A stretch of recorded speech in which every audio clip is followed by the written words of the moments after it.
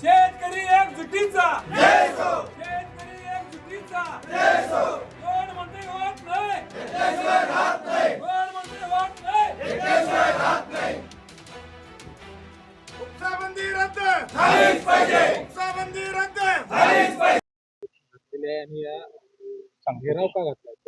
आज गेल्या 3 दिवसापासून जे काय पाटबंधारे विभागानं नदीत पाणी कमी असं सांगून कोल्हापूर जिल्ह्यामध्ये सगळीकडे उपसाबंदी जाहीर केलेलं आहे। खरं म्हणजे आम्ही ज्या भागात काम करतो त्या अब्दुल्लाड, शिरदवाड, शिवनाकवाडी, हेरवाड, तेरवाड, शिरडोण, टाकवडे ह्या भागामध्ये खरं म्हणजे ह्यांचं इरिगेशनचं पाणी येतच नाही। त्या ठिकाणचं दूषित पाण्याबद्दलचं आंदोलन किती जोरात चालू आहे हे आपल्याला सगळ्यांना माहिती आहे। आणि इचलकरंजी बंधारा ते तेरवाड बंधारा हा जो काय भाग आहे ह्या भागामध्ये एकही पिण्याची पाण्याची योजना नाही। त्या भागामध्ये एकाही गावाला प्यायचं पाण्याची सोय केली जात नाही। फक्त दूषित पाणी आहे, केमिकल युक्त पाणी आहे।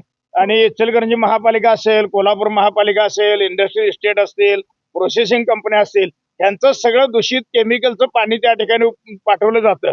सातत्यानं आम्ही गेली 10 वर्ष याच्यासाठी मागणी करतोय की आम्हाला तुम्ही स्वच्छ पाणी द्या।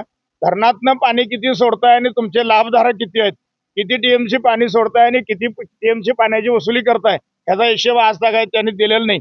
उलट या भागातल्या शेतकऱ्यांना दूषित पाणी उपसा केल्याबद्दल, पाटबंधारेचं नदी स्वच्छ ठेवल्याबद्दल या पाटबंधारे विभागानं त्या भागातल्या शेतकऱ्यांना मदत द्यायला पाहिजे, प्रोत्साहन द्यायला पाहिजे, त्यांचा विद्युत पुरवठा 24 तास चालू राहायला पाहिजे। ह्या मागण्यासाठी हे आंदोलन सुरू आहे। ऐन उन्हाळ्याच्या तोंडावर पाऊस नाही, शेतात पिकं करपायला आलेत, घाण पाणी आहे, घाण पाणी उपसायला तरी आम्हाला ह्यांनी परवानगी द्यायला पाहिजे। ह्या मागण्यासाठी आम्ही आज या ठिकाणी घेराव आंदोलन घातलेलं आहे। या ठिकाणी आम्ही बसलोय। जे कोणी निर्णय घेणारे अधिकारी, सक्षम अधिकारी या ठिकाणी येऊन जोपर्यंत निर्णय देणार नाहीत तोपर्यंत आम्ही इथून उठणार नाही असा आमचा निर्धार आहे। आम्ही सगळेजण किती वर्ष आता 25 वर्ष झालं आम्ही आंदोलन करतोय प्रदूषणचं। त्यांच्याकडनं काय स्वच्छकरण झालं नाही। आणि इचलकरंजी जे खाली एकदम कितीतरी स्कीमा होत्या, परंतु ते पिण्याच्या पाण्याची टाकी दुसऱ्या नदीतनं दूध म्हणा, कृष्णेशनं म्हणा किंवा वारण्यास आणून त्यांनी चालवल्यात। आणि ते घाण पाणी सुद्धा आम्हाला हे आता ह्या पाटबंधारे अधिकाऱ्यांनी बेमुदत ऑगस्टपर्यंत त्यांनी सांगितल्यात। आता आमची सोयाबीन परवा घातल्यात, पाऊस पडलाय, भात घातल्यात, ऊस पिकं वाळाल्यात। खरं म्हणजे हे जे प्यायला पाणी लायकीचं नाही।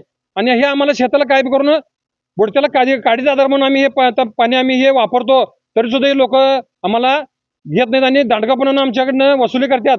हे तर वसुली आम्ही भरणारच नाही। आणि खरं म्हणजे त्यांनी जर अजून आपल्याला निर्णय देत नाहीत तोपर्यंत आम्ही इथनं बेमुदत हे आंदोलन सोडणार नाही। एक मिनिट, वास्तविक मूळ